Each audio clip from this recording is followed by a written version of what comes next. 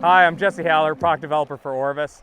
One of the most important parts of European nymphing technique is getting your flies to the strike zone.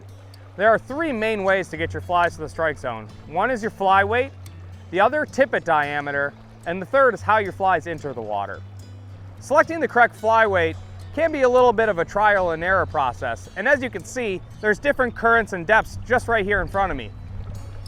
You'll usually start a little too heavy and you'll work your way backwards, but sometimes you'll be a little bit too light as well.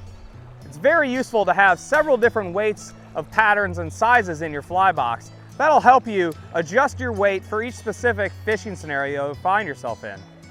I typically fish 2 flies, but you can fish 3 in some areas, or just 1, depending on what fishing scenario you find yourself in. 2 is a good place to start. I usually put my heaviest fly on the point, which is the furthest away from my fly rod, and then I put a second fly, usually slightly lighter, about 20 inches up the leader. Some people may choose to add split shot to their leader. I personally don't, but it is a useful way to just add a little bit more weight. Typically, I connect that slightly between your 2 flies if needed.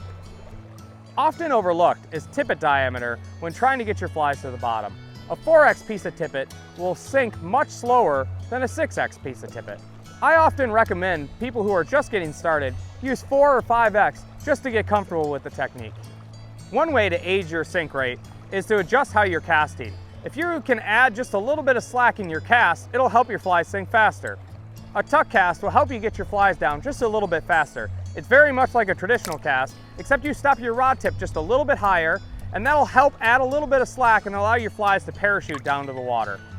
When finding the right amount of weight, you'll notice that as your flies get down to the bottom, occasionally they'll tick just slightly along the bottom. This will resonate through your siding material. If you're too light, your flies will swoosh out down below your rod tip, and if you're too heavy, you'll get snagged more often.